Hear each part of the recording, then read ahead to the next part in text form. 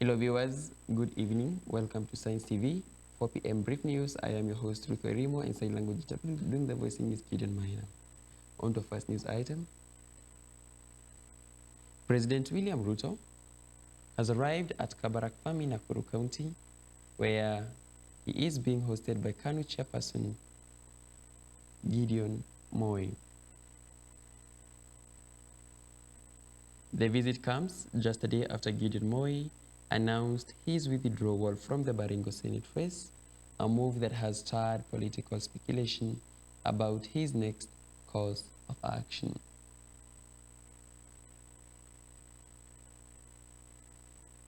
Details of the closed-door meeting between the president and the KANU leader remains unclear, though sources suggest it may touch on political realignments ahead of the 2027 general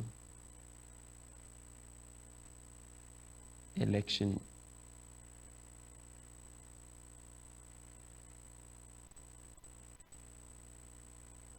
Other news, top figures from Kenya's United Opposition have arrived at Uhuru Park, Nairobi, for the Wiper Patriotic Front National Delegates Convention.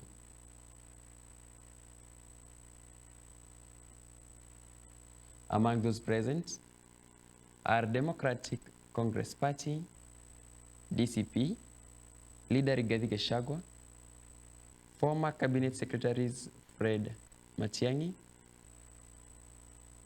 and Justin Muturi, Democratic Action Party Kenya's Eugene Wamalwa, and NAC Kenya's Martha Karua under the PLP coalition banner. The convention is expected to discuss coalition strategies, party realignments ahead of 2027 and the opposition's roadmap for national unity and governance reform. On other news, President William Ruto has announced that the Kenya Forest Service KFS will establish 300 nurseries and 17 mega nurseries across the country to support the production of 2 billion seedlings annually.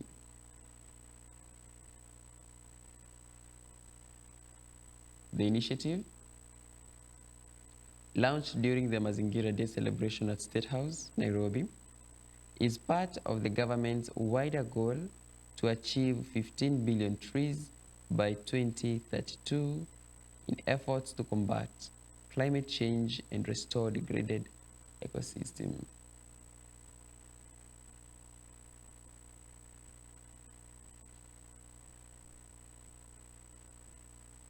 The head of state said 15,000 National Youth Service NYS officers will be deployed to work alongside the KFS in managing the nurseries and supporting nationwide tree planting activities.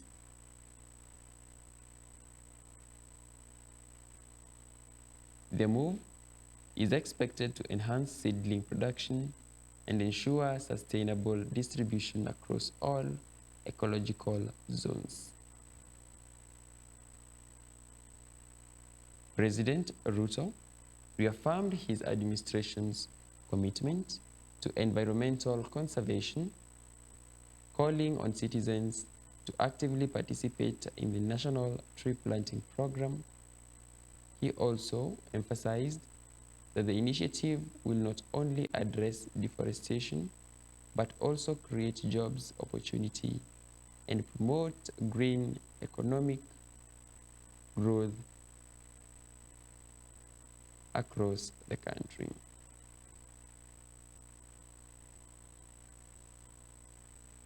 On other news, Kenya has planted more than 825 million trees since the launch of the National Tree Growing Restoration Campaign in 2022, government data shows.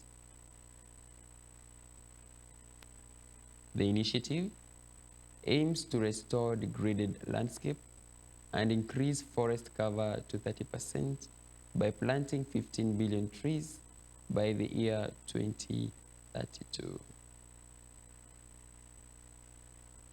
During this year's Mazingira Day celebration, at least 100 million more trees are expected to be planted across the country.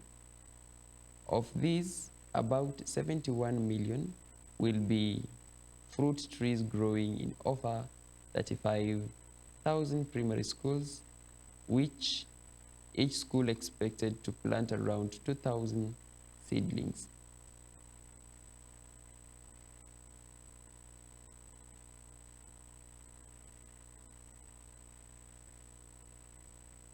While some reports claim the number of trees planted has surpassed 1 billion, official figures put the total at just above 825 million. Authorities says sustained public participation and improved seedling survival will be crucial in achieving the long-term restoration targets. On other news, a 52-year-old man was allegedly abducted and several goats stolen during a dawn attack by suspected Pokot bandits in Lorogon village, Turkana South.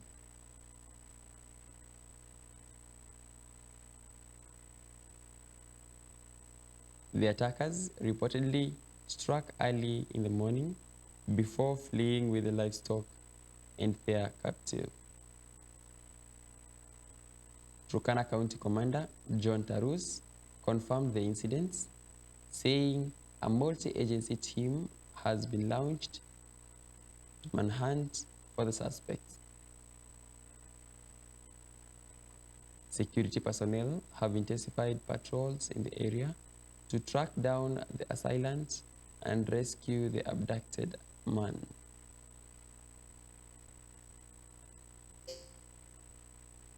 Residents have expressed fear following the attack, calling on the government to enhance security along the volatile Turkana-Pokot border.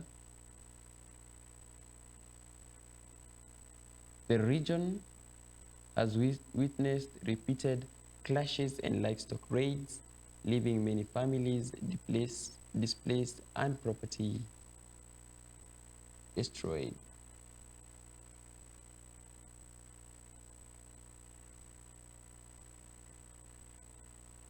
That is all we had prepared for you here, Science TV.